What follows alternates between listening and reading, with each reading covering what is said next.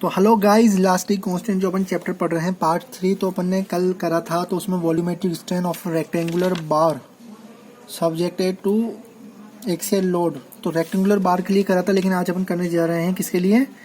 Rectangular bar subjected three force. कल करा था सिर्फ कितना, एक जेरी लोडेड, तो मतलब एक लोड लग रहा था, वो भी किसके डायरेक्शन में, लेंथ के डायरेक्शन में। लेकिन ये लग रहा है थ्री फोर्सेस लग रहा है which are mutually perpendicular. Perpendicular मतलब कहने का मतलब ये है कि अपन जैसे मान लो एक रेक्टेंगुलर बनाते हैं, रेक्टेंगुलर बनाओ वो भी 3D के अंदर। कहना क्या चाह रहा है इसका मतलब आप समझो पहले। ये अपन ने बना दिया। तो अब ये बोल रहा है कि जो वॉल्यूमेट्रिक स्ट्रेन निकालना है किसमें, रेक्टेंगुलर बार में, और वो किस तरह की, 3 म्यूचुअली परपेंडिकुलर। मतलब देखो एक तो ऐसे लग रहा है एक से इस डायरेक्शन पे, ठीक है, एक लग रहा है जेड पे, और एक जैसे ये जा रहा, ये जो लाइन जा रही है ना, ये लग रहा है ऐसे एक वाई पे। तो यार इसका भी एक डेरिवेशन है। तो अब अगर आपको डेरिवेशन करना हो तो अगर आप कमेंट कर देंगे तो बहुत अच्छी तरह, बहुत इजी में डेरिवेशन समझा देंगे। वरना सिंपली अगर आपको याद रखना है तो उन बच्चों के लिए ये रहा। तो volumetric strain is equal to 1/E sigma X plus sigma Y plus sigma Z, मतलब स्ट्रेस है ये 1 - 2 म्यू। तो ये जो सिग्मा है स्ट्रेस की वैल्यू बताता है एक्स डायरेक्शन में, वाई डायरेक्शन में और जेड डायरेक्शन में। Tensile stresses in X direction, X Y direction और जेड डायरेक्शन। और ये जो ई है, ई आपको पता लग गया यंग्स मॉड्यूलस, और जो म्यू है वो है पॉइजन रेशो। तो आप किसी भी बच्चों को अगर जानना हो कि यार नहीं मैं तो पूरा डेरिवेशन चाहिए, तो आप जरा सा कमेंट कर देना सर प्लीज़ डेरिवेशन।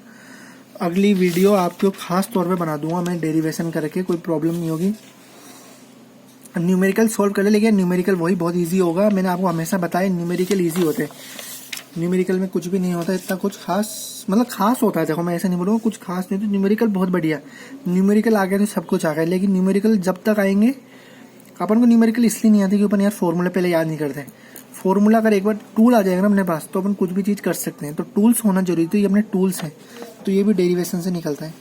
अब डेरिवेशन से निकालना हो तो आप बिल्कुल कमेंट मार देना, मैं बिल्कुल आपको बता दूंगा। अब एक आता है वॉल्यूमेट्रिक स्ट्रेन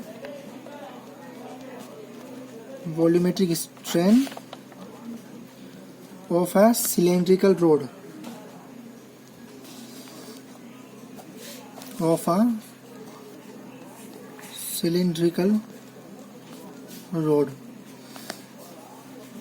तो इसका भी डेरिवेशन होता है।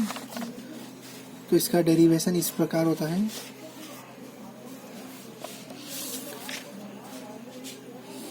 Del L.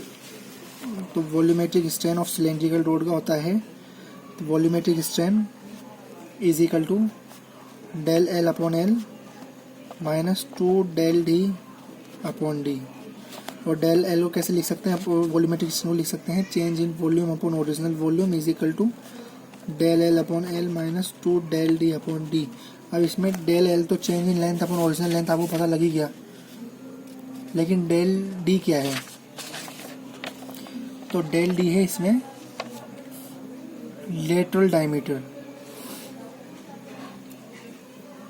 या इसको आप बोल सकते हो लेटरल स्ट्रेन बोल लो, लेटरल स्ट्रेन।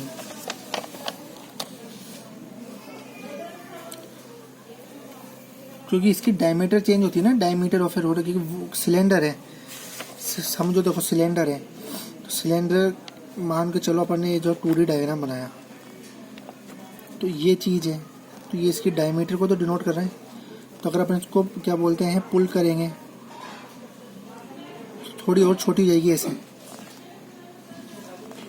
तो अब इसकी डायमीटर में कुछ चेंज हो गया ना, डी माइनस डेल डी, इसलिए change in diameter upon original diameter इस तरह करा गया है इसको। तो सिंपल है, ये भी कोई बड़ी बात नहीं है। और इसका भी डेरिवेशन है, अगर आप डेरिवेशन बोलोगे तो वो भी सोल्व करा देंगे, वरना फॉर्मूले से भी काम चल जाएगा। फॉर्मूले याद होनी चाहिए। बल्क मॉडुलस क्या होता है?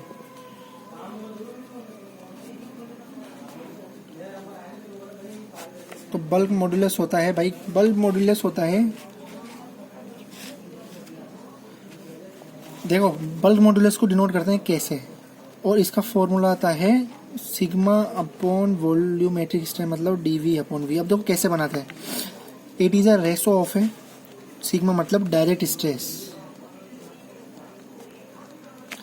Direct stress to the volumetric strain, del V upon V है वॉल्यूमेट्रिक स्ट्रेन। तो यार इससे अगर आप करोगे ना तो इससे सॉल्व हो जाएगा। बल्क मॉड्यूलस इस तरह निकलता है, बल्क मॉड्यूलस का फॉर्मूला आपको याद होना चाहिए कैसे रिप्रेजेंट करते हैं, और इसका होता है डायरेक्ट स्ट्रेस अपन वॉल्यूमेट्रिक स्ट्रेन, डायरेक्ट स्ट्रेन मतलब सिग्मा और वॉल्यूमेट्रिक स्ट्रेन मतलब डेल वी अपॉन वी, ये वी है। और डेफिनेशन से मैंने आपको बता दिया, फॉर्मूला से ही डेफिनेशन बनती है। बाकी यार ये इलास्टिक मॉड्यूलस में तो क्या बोलते हैं, डेरिवेशन बहुत ज़्यादा है भाई, डेरिवेशन ही डेरिवेशन है ज़्यादा तक मुझे लगता है। तो अगर आपको क्या बोलते हैं कि अगर डेरिवेशन पढ़ना हो तो आप बिल्कुल कमेंट कर देना, क्योंकि ज़्यादातर डेरिवेशन है।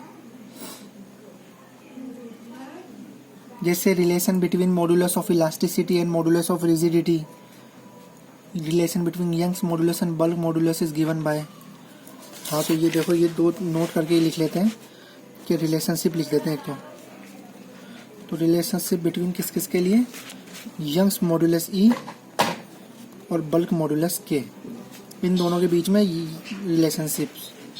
तो ये होता है E is equal to 3K 1 minus 2 mu, ये एक तो ये हो गया। और दूसरा